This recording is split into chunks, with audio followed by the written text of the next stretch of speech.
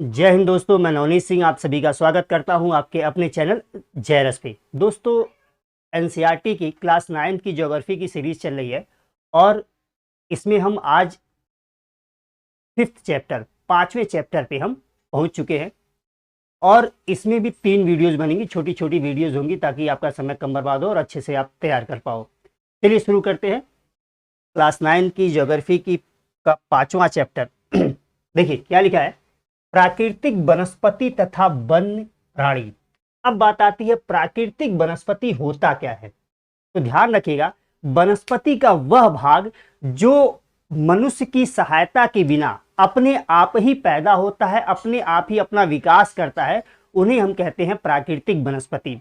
जैसे हम खेती करते हैं तो वो भी तो वनस्पति है, धान उगा लिए, गेहूं उगा लिए, अरहर उगा लिए, ये भी तो वनस्पति है।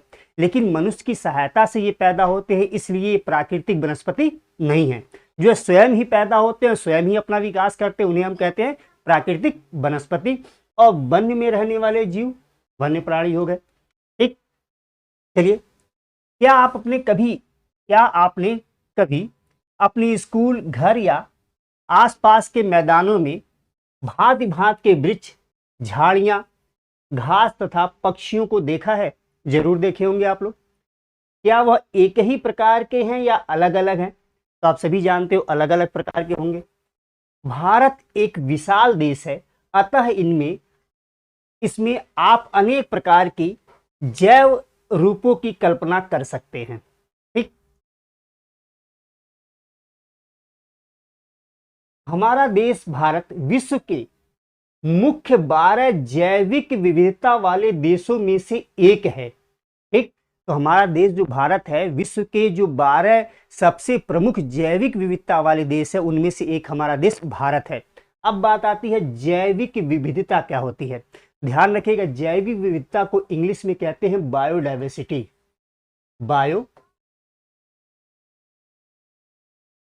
बायोडाइवर्सिटी यानी इन दो शब्दों से मिलके बना है जैविक विविधता, हिंदी।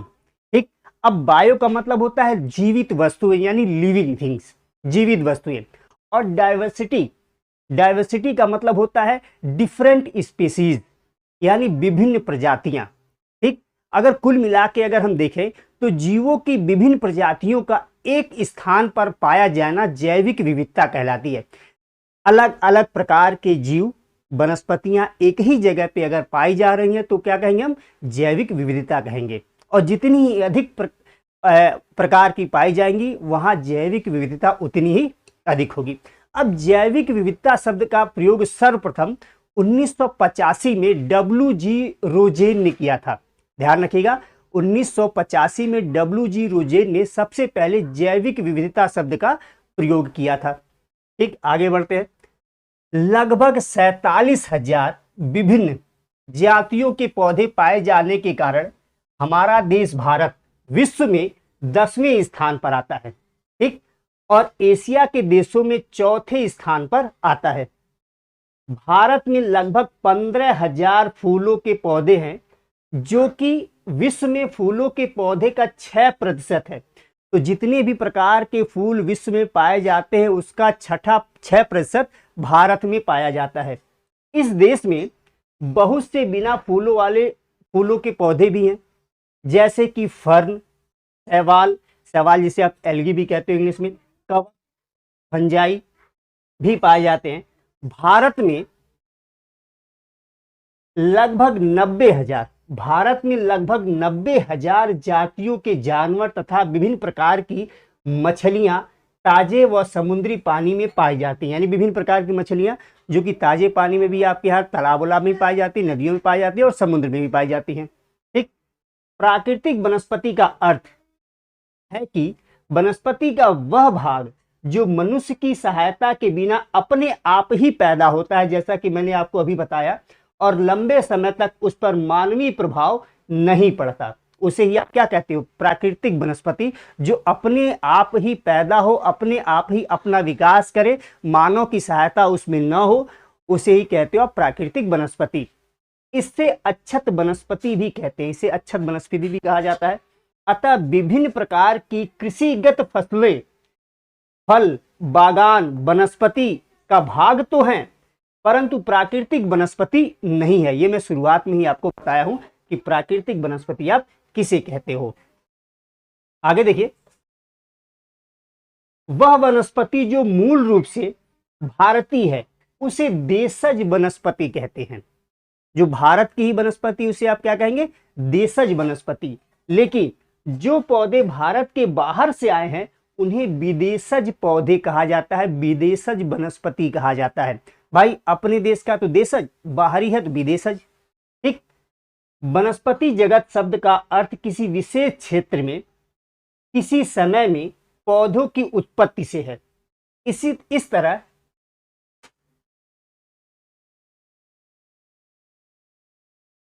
तरह से प्राणी जगत जानवरों के विषय में बताता है। वनस्पति तथा वन्य प्राणियों में इतनी विविधता निम्नलिखित कारणों से पाई जाती है। आप देखते हो कि वनस्पतियों में भी विभिन्नता पाई जाती है, जानवरों में भी, प्राणियों में भी विभिन्नता पाई जाती है। अब ये विभिन्नता क्यों पाई जाती है, एक एक करके सबको देखते हैं। तो सबसे पहला आता है इसमें धरातल। ठीक, पहला कारण है विभिन्नता का धरातल, और धरातल में पहला कारण है भूभाग, यानी किसी जगह का उच्चावच क्या है। देखिए, भूमि वनस्पति पर प्रत्यक्ष एवं अप्रत्यक्ष प्रभाव डालती है। डायरेक्ट और इनडायरेक्ट इंपैक्ट पड़ता है भूमि का।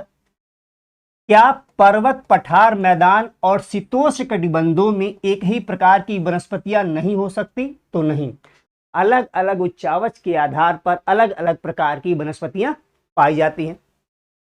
धरातल के स्वभाव का वनस्पति पर बहुत प्रभाव पड़ता है। उपजाऊ भूमि पर प्रायः कृषि की जाती है। उबड़ खाबड़ तथा असमतल भूमि पर जंगल और घास के मैदान हैं जिनमें वन्य प्राणियों को आश्रय मिलता है। आप जानते ही हो, उबड़ खाबड़ जहाँ जंगल है, उबड़ खाबड़ भूमि है, पर्वतीय क्षेत्र है, जहाँ जंगल है वहाँ वन्य प्राणी आश्रय पाते हैं। अब धरातल में पहला तो हो गया भूभाग, ठीक, और दूसरा है मृदा। चलिए देखते हैं मृदा प्रभावित करती है वनस्पतियों को। विभिन्न स्थानों पर अलग अलग प्रकार की मृदा पाई जाती है। मृदा यानी मिट्टी, सॉइल, जो कि विविध प्रकार की वनस्पति का आधार है। मरुस्थल की बलुई मृदा में कटीली झाड़ियां पाई जाती हैं। भाई वहां मरुस्थलों में बलुई मृदा पाई जाती है और बलुई मृदा में कटीली झाड़ियां पाई जाती है जिन्हें पानी की कम आवश्यकता होती है। नदियों के डेल्टा में पर्णपाती वनस्पति पाए जाते हैं। पर्णपाती मतलब एक विशेष मौसम में पौधे अपनी पत्तियां गिरा देते हैं, ठीक, फिर उसमें नई पत्तियां आ जाती हैं, तो ऐसा करने वाले पौधों को पर्णपाती वनस्पति कहते हैं। पर्वतों की ढालों में जहां मृदा की परत गहरी है वहां शंकुधारी वन पाए जाते हैं। अब शंकुधारी वन कैसे होते? ऐसे, ये कोन के आकार के, ठीक, शंकुधारी वनस्पतियां पाई जाती हैं। ठीक, कोन के आकार की तरह रहेंगे तो ये शंकुधारी वनस्पतियां हैं। इसके अलावा विविधता पर जलवायु का प्रभाव पड़ता है। अभी तो धरातल देखे आप, और धरातल में दो चीज देखे, भूभाग और मृदा। अब जलवायु में पहला आता है तापमान। तापमान का वनस्पति पे बहुत विशेष प्रभाव पड़ता है। वनस्पति की विशेषताएं तापमान और वायु की नमी पर निर्भर करती हैं। हिमालय पर्वत की ढलानों तथा प्रायद्वीप की पहाड़ियों पर 915 मीटर की ऊंचाई से ऊपर तापमान में गिरावट वनस्पति के पनपने और बढ़ने को प्रभावित करती है। कुल मिलाके जैसे जैसे हम सतह से ऊंचाई पर जाते हैं तापमान कम होता जाता है और इसका प्रभाव वनस्पति के ऊपर पड़ता है, उनके विकास के ऊपर पड़ता है और उसे उष्णकटिबंधीय से उपोष्ण शीतोष्ण अल्पाइन वनस्पतियों में परिवर्तित करती हैं। यानी अगर हम दो तरीके से समझें, अगर हम निम्न अक्षांश से भूमध्य रेखा से ध्रुवों की ओर जाएं तो जैसे जैसे तापमान में कमी आती जाएगी वैसे ही पहले उष्णकटिबंधीय वनस्पति मिलेंगे, उसके बाद उपोष्णकटिबंधीय वनस्पति मिलेंगे और ऊपर जाएंगे तो शीतोष्णकटिबंधीय वनस्पति मिलेंगे, उसके बाद अल्पाइन वनस्पति मिलेंगे। सेम है अगर हम पर्वतों पर, पर्वत के पद से हम ऊपर की ओर जाएं तो तापमान में कमी आती जाएगी और तापमान में कमी आने के कारण पद के पास उष्णकटिबंधीय वनस्पति अगर टेम्परेचर वहाँ है तो। अब ऐसा नहीं कि आप ध्रुवों पे चले जाइए और वहाँ पर्वत के पद पर आप उष्णकटिबंधीय वनस्पति खोजिए, ऐसा नहीं। जहाँ तापमान है, जहाँ टेम्परेचर है, वहाँ पे अगर कहा जाए तो जहाँ तापमान है, टेम्परेचर है, वहाँ पर्वत है, और वहाँ पर्वत पे अगर आप ऊपर की ओर जाओगे तो धीरे धीरे तापमान में कमी आएगी, और तापमान में कमी आने की वजह से पहले पैर के पद पर्वत के पद के पास ठीक बेस पर उष्णकटिबंधीय वनस्पति मिलेंगी, और ऊपर जाओगे तो उपोष्णकटिबंधीय मिलेंगी, और ऊपर जाओगे तो शीतोष्णकटिबंधीय वनस्पति मिलेंगी, और ऊपर चले जाएंगे तो आप अल्पाइन वनस्पतियां पाई जाएंगी। अब देखिए ये एक चार्ट है और इसमें आप समझेंगे। देखिए यहां लिखा हुआ है वनस्पति खंडों के तापमान की विशेषताएं। देखिए यहां है वनस्पति, यहां है औसत वार्षिक तापमान, जनवरी में औसत तापमान, और उसके ऊपर टिप्पणी लिखी हुई है। अब देखिए उष्णकटिबंधीय वनस्पति में उष्णकटिबंधीय वनस्पति के लिए सामान्य तौर पर औसत वार्षिक तापमान क्या होना चाहिए? 24 डिग्री सेल्सियस से अधिक। ठीक, जनवरी के महीने में उष्णकटिबंधीय वनस्पति के लिए तापमान होता है 18 डिग्री सेल्सियस से अधिक, और कोई भी पाला यहां नहीं पड़ता। बात क्लियर? अगर हम उपोष्णकटिबंधीय वनस्पति में देखें तो यहां औसत वार्षिक तापमान होता है 17 डिग्री सेल्सियस से लेकर 24 डिग्री सेल्सियस के बीच में। ठीक, जनवरी के समय यहां तापमान होता है 10 डिग्री सेल्सियस से लेकर 18 डिग्री सेल्सियस के बीच में, और यहां कभी कभी पाला पड़ता है। ठीक, अगर हम शीतोष्णकटिबंधीय वनस्पति को देखें तो यहां औसत वार्षिक तापमान होता है 7 डिग्री सेल्सियस से लेकर 17 डिग्री सेल्सियस। ठीक, लेकिन जनवरी के समय -1 डिग्री सेल्सियस से लेकर -10 डिग्री सेल्सियस की टेम्परेचर होता है, और कभी पाला पड़ता है और कभी बर्फ पड़ता है यहाँ पे। अगर हम अल्पाइन वनस्पतियों की बात करें तो यहाँ तापमान 7 डिग्री सेल्सियस से कम होता है। वार्षिक औसत तापमान 7 डिग्री सेल्सियस से कम। जनवरी का तापमान जो औसत तापमान होता है वो -1 डिग्री सेल्सियस से कम होता है, और यहाँ बर्फ पड़ती है। तो ये तापमान के आधार पर आप वनस्पतियों को देखें। ठीक, इसके बाद जलवायु में सूर्य के प्रकाश का बहुत महत्व। जलवायु में एक और पार्ट आता है सूर्य का प्रकाश, जो कि जैविक विविधता पर या वनस्पतियों की विविधता पर बहुत अधिक प्रभाव डालता है। देखिए किसी भी स्थान पर सूर्य के प्रकाश का समय उस स्थान के अक्षांश, आपको याद होगा पिछली वीडियो में आपको मैं बताया हूं कि सूर्य की किरणें भूमध्य रेखा, कर्क रेखा और मकर रेखा पर ही सीधी पड़ती हैं। अब 21 मार्च के दिन विषुवत रेखा पर, 21 जून के दिन कर्क रेखा पर, 23 सितंबर के दिन विषुवत रेखा पर, 22 दिसंबर के दिन मकर रेखा पर सूर्य की किरणें सीधी पड़ती हैं। ठीक, यानी कर्क रेखा और मकर रेखा के बीच में ही सूर्य की किरणें सीधी पड़ती हैं, यानी यहां पर सीधी पड़ेंगी अगर तो तापमान अधिक मिलेगा।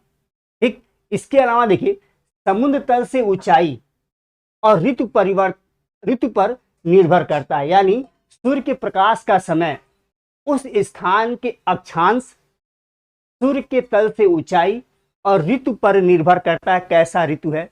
शीत ऋतु है, ग्रीष्म ऋतु है। ठीक, प्रकाश अधिक समय तक मिलने के कारण वृक्ष गर्मी की ऋतु में जल्दी बढ़ते हैं। तो ध्यान रखिए जहां भी तापमान अधिक प्राप्त होगा वहां के वृक्ष जल्दी अपना विकास करेंगे।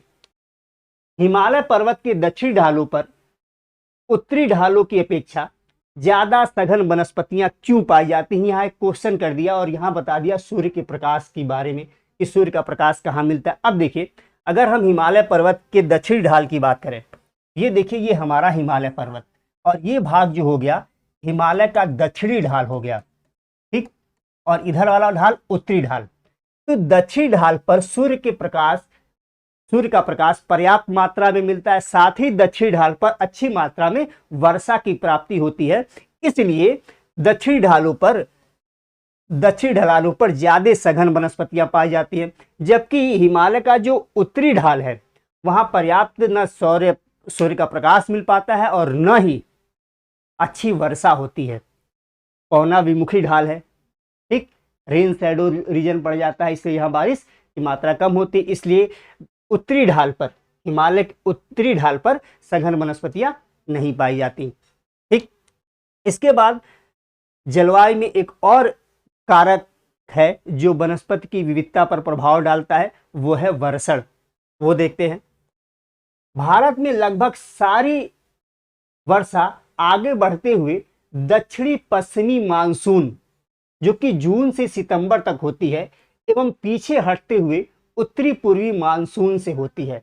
यानी भारत में अगर हम मुख्यतः वर्षा की बात करें तो मानसून, जिसे मुख्यतः आप दक्षिणी पश्चिमी मानसून कहते हो, उससे और साथ ही उत्तरी पूर्वी मानसून से होती है। ये दो ही मुख्य हैं जो हमको बारिश प्रदान करती हैं। अधिक वर्षा वाले क्षेत्रों में कम वर्षा वाले क्षेत्रों की अपेक्षा सघन वनस्पतियां पाई जाती हैं। अब ज्यादा बारिश होगी तो सघन वनस्पतियां पाई जाएंगी। अब देखिए, अब यहां लिखा है, ज्ञात कीजिए पश्चिमी घाट की पश्चिमी ढालों पर पूर्वी ढालों की अपेक्षा अधिक सघन वनस्पतियां क्यों हैं। अब देखिए, ये हमारा भारत का दक्षिण का पार्ट, ठीक, ताप्ती नदी से लेकर कन्याकुमारी तक ये हमारा वेस्टर्न घाट।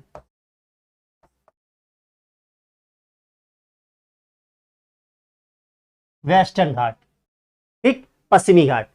अब इसका पूर्वी ढाल और पश्चिमी ढाल कौन सा होगा? तो देखिए, वेस्टर्न घाट का जो ये पार्ट होगा ये हो गया पश्चिमी ढाल, और इधर वाला जो पार्ट हो गया ये पार्ट हो गया पूर्वी ढाल, ठीक।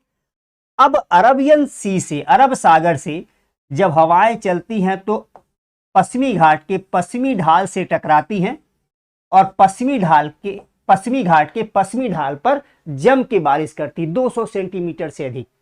अब बारिश अधिक होती है तो वनस्पतियों का विकास अधिक होता है, जबकि उसका जो पूर्वी ढाल है पश्चिमी घाट का, ये पड़ जाता है रेन शैडो रीजन में, वृष्टि छाया प्रदेश में पड़ जाता है। बारिश की मात्रा कम मिलती है, इसलिए पश्चिमी घाट के पूर्वी ढाल पर कम सघन वनस्पतियां पाई जाती हैं। बात क्लियर? चलिए, अब आगे आता है, क्या आपने कभी सोचा है कि वन मनुष्य के लिए क्यों आवश्यक है? वन नवीकरणीय योग्य संसाधन है। वन कैसा संसाधन है? नवीकरणीय योग्य संसाधन है। अब नवीकरणीय संसाधन क्या होते हैं? तो ध्यान रखिएगा, वे संसाधन जिसका पुनर्निर्माण किया जा सकता है उसे ही हम नवीकरणीय संसाधन कहते हैं। वो संसाधन जिसका पुनर्निर्माण, दोबारा निर्माण किया जा सकता है, उसे हम नवीकरणीय संसाधन कहते हैं। बात क्लियर है? चलिए, तो वन नवीकरणीय योग्य संसाधन है और वातावरण की गुणवत्ता बढ़ाने में मुख्य भूमिका निभाते हैं। सिंपल सी बात है, अगर हम पेड़ काट देंगे तो वायुमंडल में कार्बन डाइऑक्साइड की मात्रा बढ़ती चली जाएगी, ठीक, और हमारा वातावरण दूषित होता चला जाएगा। पेड़ क्या करते हैं? ऑक्सीजन निकालते हैं, कार्बन डाइऑक्साइड एब्जॉर्ब करते हैं। तो हमारे वातावरण की गुणवत्ता बढ़ाने में पौधों की, वनस्पतियों की महत्वपूर्ण भूमिका होती है। ये स्थानीय जलवायु, मृदा अपरदन तथा नदियों की धारा को नियंत्रित भी करते हैं। ये बहुत सारे उद्योगों के आधार है। लकड़ियां बहुत सारे उद्योगों में यूज की जाती है तो उसका आधार भी है। रबड़ का उद्योग उसका आधार है, ठीक, तथा कई समुदायों को जीविका प्रदान करते हैं। आप जानते हैं जनजातियां जो कि जंगलों में रहती है, उनको जीविका के उपार्जन का एक बहुत बड़ा साधन है जंगल, ठीक, तो वो वनस्पतियां ही हैं। ये मनोरम प्राकृतिक दृश्यों के कारण पर्यटकों को आकर्षित करते हैं, ठीक। ये अब बहुमूल्य है और इसका कोई मोल ही नहीं है। जो आप दृश्य देखते हो जंगलों में जाके वनस्पतियों के रूप में, जो वो आपको मोहित करते हैं, इसका कोई मोल हो ही नहीं सकता। तो आपको आकर्षित भी करते हैं। ये पवन तथा तापमान को नियंत्रित करते हैं और वर्षा लाने में भी सहायता प्रदान करते हैं, ठीक। अब आप ये कहोगे वर्षा लाने में क्यों सहायता प्रदान करेंगे भाई? तो ध्यान रखिएगा देखिए, एक बड़ी चीज क्या है, मान लीजिए किसी बादल की रिलेटिव ह्यूमिडिटी, सापेक्षिक आर्द्रता 90% है, ठीक, और आप जानते हो बारिश कराने के लिए सापेक्षिक आर्द्रता का 100% होना आवश्यक है। जब तक 100% सापेक्षिक आर्द्रता नहीं होगी तो बारिश नहीं होगी। अब मान लीजिए ये कोई जंगल है, सॉरी मैं बादल बना दिया और बोल रहा हूं जंगल है। मान लीजिए ये कोई जंगल है, जंगल में ढेर सारे पेड़ हैं और इधर से कोई बादल चला आ रहा है, जिसकी सापेक्षिक आर्द्रता 90% है।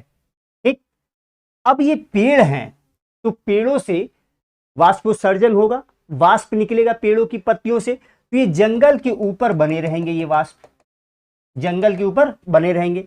अब ये 90% सापेक्षिक आर्द्रता वाला बादल आगे बढ़ रहा है, ये बारिश यही कर देता अगर सापेक्षिक आर्द्रता 100% हो जाती तो, लेकिन 90% है तो बारिश नहीं कर पा रहा। ये बादल जब जंगल के ऊपर से गुजरेगा तो जंगल के ऊपर जो नमी है उनको एब्जॉर्ब कर लेगा और इन बादलों की सापेक्षिक आर्द्रता 90% से 100% पे पहुंच जाएगी, और जैसे ही सापेक्षिक आर्द्रता 100% पहुंचेगी वैसे ही बारिश शुरू हो जाएगी। और आप लोगों में जो लोग भी ये वीडियो देख रहे हैं जिनके आसपास जंगल होगा तो आप देखे होंगे कि अक्सर जंगलों में बारिश होने लगती है। आपके गांव के ऊपर से बादल निकलता हुआ चला जाता है और जंगल में जाके बारिश कर देता है। तो ऐसा क्यों होता है? तो इसका कारण यही है। तो जंगल या वनस्पतियां बारिश लाने में भी सहायता प्रदान करते हैं। आगे देखते हैं, इनसे मृदा को जीवाश्म मिलता है और वन्य प्राणियों को आश्रय मिलता है। ठीक, भारतीय प्राकृतिक वनस्पति में कई कारणों से बहुत बदलाव आया है, जैसे कि कृषि के लिए अधिक क्षेत्रों की मांग। अब कृषि के लिए अधिक क्षेत्रों की मांग जब हुई तो जंगल को काटा गया, और जंगल जब काटा गया तो जंगल क्या था? प्राकृतिक वनस्पति थी, मानव नहीं लगाए थे। ठीक, दूसरा उद्योगों का विकास, उद्योगों के विकास के लिए भी जंगलों को काटा गया। शहरीकरण की परियोजनाएं, इसके लिए भी जंगल को काटा गया। फाइनली प्राकृतिक वनस्पतियों को ही काटा गया। इसके अलावा पशुओं के लिए चारे की व्यवस्था के कारण वन क्षेत्र कम हो रहा है। भाई आप सब चीजों के लिए जंगल को ही काटोगे, प्राकृतिक वनस्पतियों को ही काटोगे तो वन क्षेत्र कम होगा कि नहीं होगा? होगा ही होगा। देखिए आगे डाटा बता रहा है, सन 2003 में वनों का कुल क्षेत्रफल 68 लाख वर्ग किलोमीटर था। ठीक, भारत के बहुत से भाग में वन क्षेत्र सही मायने में प्राकृतिक नहीं है, यानी मानव का हस्तक्षेप वहां पे हो गया है। ठीक, कुछ अगम क्षेत्रों को छोड़कर, जैसे कि हिमालय, मध्य भारत के कुछ भाग तथा मरुस्थल जहां प्राकृतिक वनस्पतियां हैं, शेष भागों में मनुष्य के हस्तक्षेप से प्राकृतिक वनस्पति आंशिक या पूर्ण रूप से परिवर्तित हो चुकी है या फिर बिल्कुल ही निम्न कोटि की हो गई है। ठीक, ये समस्या आई है मनुष्य के हस्तक्षेप से। ठीक, अब देखिए यहां बताया जा रहा है, एक क्वेश्चन यहां पे देखा, एक क्वेश्चन यहां पे है, किस राज्य में वनों का क्षेत्रफल सबसे अधिक है? तो सबसे अधिक वनों का क्षेत्रफल है मध्य प्रदेश में। किस राज्य में वनों का क्षेत्रफल सबसे अधिक है? तो सबसे अधिक वनों का क्षेत्रफल मध्य प्रदेश में है।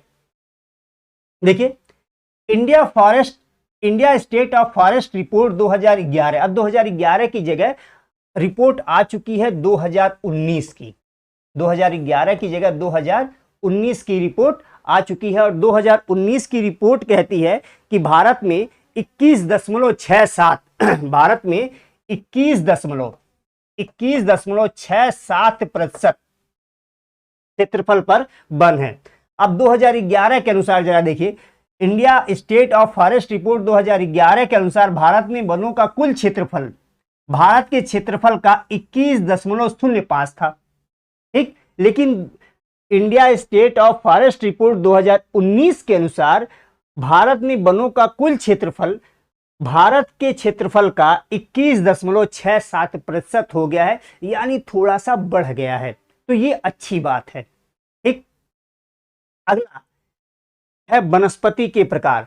तो वनस्पति के प्रकार के बारे में हम नेक्स्ट वीडियो में आपसे डिस्कस करेंगे। मैं पहले ही बताया था कि 3 वीडियो इस 5वें चैप्टर की बनेगी। छोटी छोटी वीडियो बनाऊंगा ताकि आपको देखने में भी आसानी रहे, समझने में आसानी रहे। तो वनस्पति के प्रकार में हम अगली वीडियो मिलेंगे। अगर आपको वीडियो अच्छी लग रही हो तो वीडियो को लाइक कर दीजिएगा, चैनल को सब्सक्राइब कर दीजिएगा और अधिक से अधिक शेयर कीजिएगा ताकि अधिक से अधिक लोगों तक ये वीडियो पहुंच पाए और मेरी मेहनत सार्थक हो पाए। चलिए इसी के साथ आज के सेशन को हम समाप्त करते हैं। जय हिंद।